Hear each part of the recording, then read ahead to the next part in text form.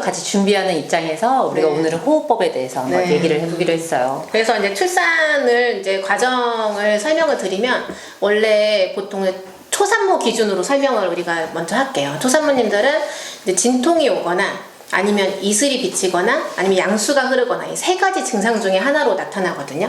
그래서 만약 이 세 가지 증상 중에 하나가 나타났다 그러면 병원에 전화해서 문의를 하시면 되는 거예요. 그런데 그 중에서 이제 진통이 있고 양수가 흐르는 게 사실은 진짜 진통으로 갈 확률이 높아지는 거잖아요. 그래서 집에서 이제 출산 일기라고 해서 자궁문이 다 열리기 전까지가 사실은 출산 일기, 10cm 열릴 때까지가 출산 일기거든요. 그런데 자궁문이 한 4, 5cm 정도는 돼야 이게 본격 진통으로 확 치고 나가요. 그래서 병원에 입원하는 것은 4cm에서 5cm쯤 됐을 때 병원에 딱 입원하는 게 제일 좋아요. 그래서 집에서 어떻게 하는지 이거를 이제 둘러 선생님들이 사모님들하고 이제 얘기하고 하니까 그런 노하우를 좀 들어보면 좋겠거든요. 이거 영업 비밀인데. 영업 비밀인데. 끝까지 보셔야 돼요. 알려드립니다. 일단은 그런 초기 진통이라고 오면은 느낌이 딱 그렇게 오잖아요. 잊혀졌던 생리통의 느낌. 배가 기분 나쁘게 살살 아팠다가 괜찮았다가 하면서 배가 약간 좀 뭉쳤다가 근데 평상시랑 좀 다르게 아픈데 하지만 이게 약간 규칙적으로 느껴지는 이 시기를 말씀을 그렇죠. 하시는 거죠. 그렇죠. 네. 이것마저도 불규칙하면은 가진통. 내지는 엄마들 중에 그런 분이 있어요. 선생님 배가 딱딱해요. 아프거나 그게 아닌데 배가 딱딱하대. 안 아프면 땡. 근데 그게 어디 만져보나 했더니 여기가 아니라 아래를 만진 거예요. 아, 요 위에. 애가 자기 무겁게 내려와 있으니까 당연히 거기 딱딱하죠. 그렇죠. 근데 그 그걸 위에 딱딱하다고. 부분, 모든 배. 여기 그냥 한 번씩 다 만지면 다 단단해야 되는 거죠. 여기는 그렇죠. 말랑하고 여긴 단단하면 아닌 거죠. 그런 얘기고요. 네. 그런 딱딱한 돌덩이처럼 딱딱해지는. 그런데 만약에 딱딱하기만 하고 아프지 않다, 그건 가진통이에요. 우선은 이제 이렇게 해서 안 아프다, 근데 수축이 느껴진다, 그러면 잊어버리고 생활하라. 맞아요. 무조건 주무셔야 돼요. 밤이면 주무셔야 되고 낮이면 일상생활. 네. 제일 좋은 건 그러니까 그렇게 생각하셔야 돼요. 언제 어느 순간 내가 잠을 못 자고 그러니까 밤을 샐 수 있거나 먹지 못할 수 있으니까 잘 에너지를 아끼자. 그래서 누우세요. 누웠는데 잠이 들었다. 잠이 들어서 수축이 사라지진 않아요.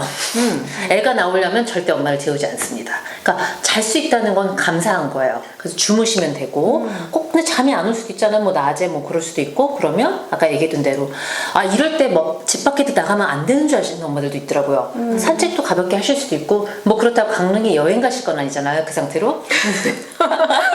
그러니까 뭐 마트 가볍게 뭐 마트도 갈 수 있고 산책도 할 수도 집 앞에 갔다 올 있고 수도 집 앞에 있고. 갔다 올 수도 있고 뭐 이런 식으로 해서 그러니까 좀 이렇게 리프레시를 그러니까 배만 바라보고 있으면 사실 절대 안 되잖아요. 맞아, 안 그죠? 나와요. 자 이제 이런 상태가 지나가면서 어느 순간부터는 이렇게 갑자기 훅 쓰게 되고 움직이지 못하게 이렇게 하는 순간이 오기 시작하죠. 근데 저는 잠깐 여기서 질문을 하나 하고 싶어요. 조산사 선생님께 의료진한테 물어보고 싶어요. 이렇게 어쨌든 좀 생리통처럼 싸했다가 풀리고 지나가면 사실 괜찮잖아요. 이런 게 규칙적으로 느껴져요. 그럼 이때 이런 수축이 느껴질 때마다 계속 신경 써서 호흡을 해야 될까요? 말아야 될까요? 그냥 평소대로 하시고 좀 약간 강하게 너무 좀 느껴진다라고 내가 하면 불편하면? 그때는 호흡해주고. 근데 막 이렇게 불편하진 않지만 수축이 있는데 그러면 그때부터 후 하실 필요는 없다는 거죠. 그렇죠.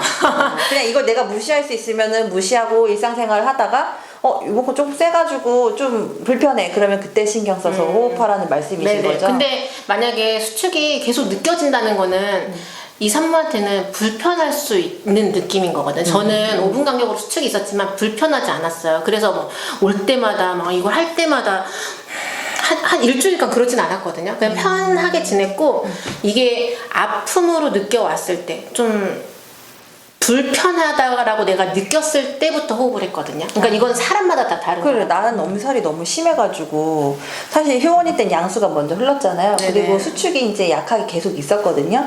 그러니까 되게 아프지는 않지만 이렇게 평온한 상태도 아닌 하나도 안 불편한 상태도 아니니까 그냥 그런 게 느껴질 때마다 계속 이렇게 되게 우아하게 호흡을 했던 기억이 나는데 지금의 내가 10년 전으로 돌아간다면 무시했을 것 같아요.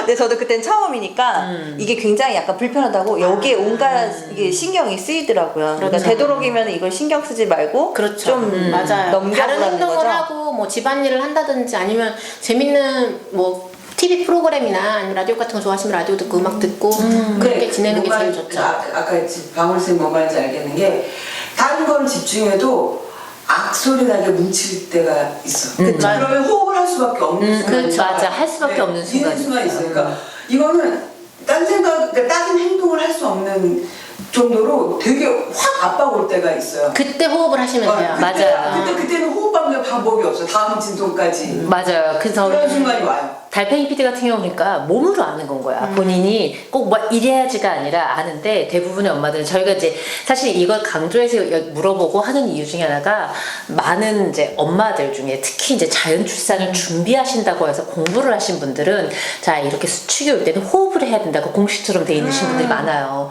그래서 제가 이제 올 8월이 되면 딱 만 10년 되거든요, 둘라. 이제 첫 번째 둘라 아가가 저랑 제일 친한 친구였는데 그 친구랑 지금도 기억나는 게, 제 수축이 규칙적으로 오는 것 같다고 저보고 집으로 와달라고 그랬어요. 낮이었어요. 지금도 기억나요. 그래서 둘이 이제 뭐 또 들은 건 있어서 자, 집에 있으면 안 된다. 그래서 둘이 한강을 갔네요.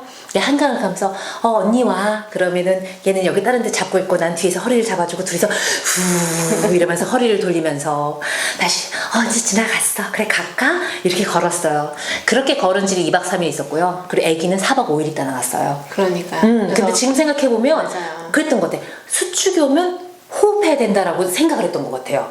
이제 그러다 보고 지쳤는데 그러니까 너무 공부하고 준비하는 건 사실 출산에 있어서 좋진 않은 것 같아요.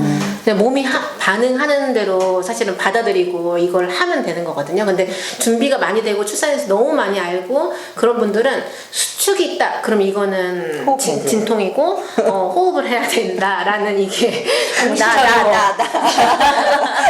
근데 잊어버릴 수 있으면 잊어버려라가 사실은 제일 맞는 맞아요. 말이에요. 하지만 또 이제 달팽이가 PD 같은 경우는 그 출산 날이 아니라 그 전날이었나 전날 왜 식사를 하다가도 이렇게 그러니까 한 훅 했을 번씩 뭉칠 때, 아플 근데 때. 오히려 그때 내가 해야지가 아니라 그걸로 해서 풀고 이게 시작인가 아니라 이제 풀렸으니까 먹자 그리고 또 먹고 이렇게 하는 자기 몸의 소리를 듣는 딴 생각을 할 수 없는 순간이 그러니까. 그게 중요하다는 거죠. 그래서 오늘 근데 지금 연습해볼 호흡은 이렇게 내가 딴 생각을 할 수 없이 하고 호흡도 안 될 경우를 대비해서 미리 맞아요. 호흡을 연습을 하자는